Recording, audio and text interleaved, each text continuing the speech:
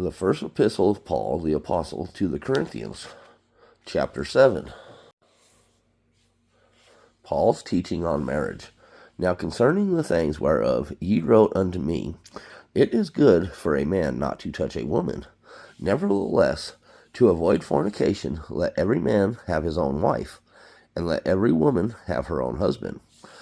Let the husband render unto the wife due benevolence, and likewise also the wife unto the husband.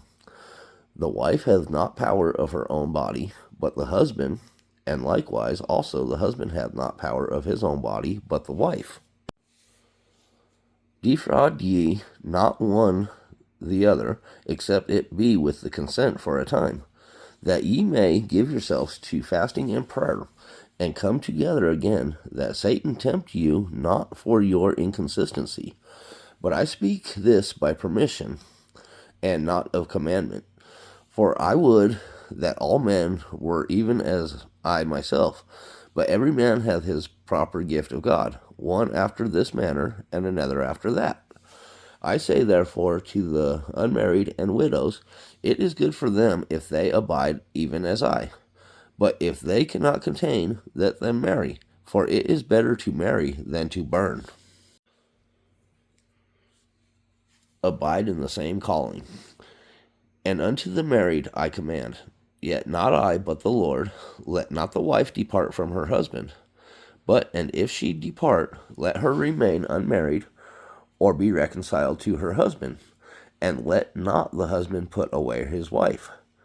But to the rest speak I, not the Lord, if any brother hath a wife that believeth not, and she be pleased to dwell with him, let him not put her away. And the woman which hath a husband that believeth not, and if he be pleased to dwell with her, let her not leave him. For the unbelieving husband is sanctified by the wife, and the unbelieving wife is sanctified by the husband. Else were your children unclean, but now are they holy. But if the unbelieving depart, let him depart. A brother or a sister is not under bondage in such cases, but God hath called us to peace. For what knowest thou, O wife, whether thou shalt save thy husband? Or how knowest thou, O man, whether thou shalt save thy wife? But as God hath distributed to every man, as the Lord hath called every one, so let him walk, and so ordain I in all churches. Is any man called being circumcised? Let him not become uncircumcised. Is any called in uncircumcision? Let him not be circumcised. Circumcision is nothing, and uncircumcision is nothing, but the keeping of the commandments of God. Let every man abide in the same calling wherein he was called. Art thou called being a servant? Care not for it. But if thou mayest be made free, use it rather. For he that is called in the Lord, being a servant, is the Lord's free man. Likewise also he that is called being free is Christ's servant. Ye are bought with a price, but not ye the servants of men. Brethren, let every man, wherein he is called, therein abide with God. Unmarried men and women. Now concerning virgins I have no commandment of the Lord, yet I give my judgment as one that have attained mercy of the Lord to be faithful. I suppose therefore that this is good for the present distress. I say that it is good for a man so to be. Art thou bound unto a wife? Seek not to be loosed. Art thou loosed from a wife? Seek not a wife. But, and if thou marry, thou hast not sinned, and if a virgin marry, she hath not sinned.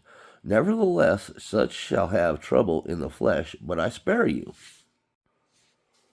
But this I say, brethren, the time is short. It remaineth that both they that have wives be as though they had none, and they that weep as though they wept not, and they that rejoice as though they rejoiced not, and they that buy as though they possessed not, and they that use this world as not abusing it, for the fashion of this world passeth away. But I would have you without carefulness. He that is unmarried careth for the things that belongeth to the Lord, how he may please the Lord. But he that is married careth for things that are of the world, how he may please his wife. There is a difference also between a wife and a virgin. The unmarried woman careth for things of the Lord, that she may be holy both in body and in spirit. But she that is married careth for the things of the world, how she may please her husband.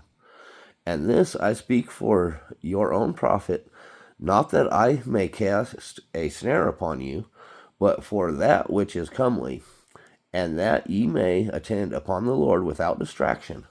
But if any man think that he behaveth himself uncomely toward his virgin, if she pass the flower of her age, and need so require, let him do what he will, he sinneth not, let them marry. Nevertheless, he that standeth steadfast in his heart, having no necessity, but hath power over his own will, and has so decreed in his heart that he will keep his virgin, doeth well. So then, he that giveth her in marriage doeth well, but he that giveth her not in marriage doeth better. The wife is bound by the law as long as her husband liveth. But if her husband be dead, she is at liberty to be married to whom she will, only in the Lord. But she is happier if she so abide, after my judgment, and I think also that I have the Spirit of God.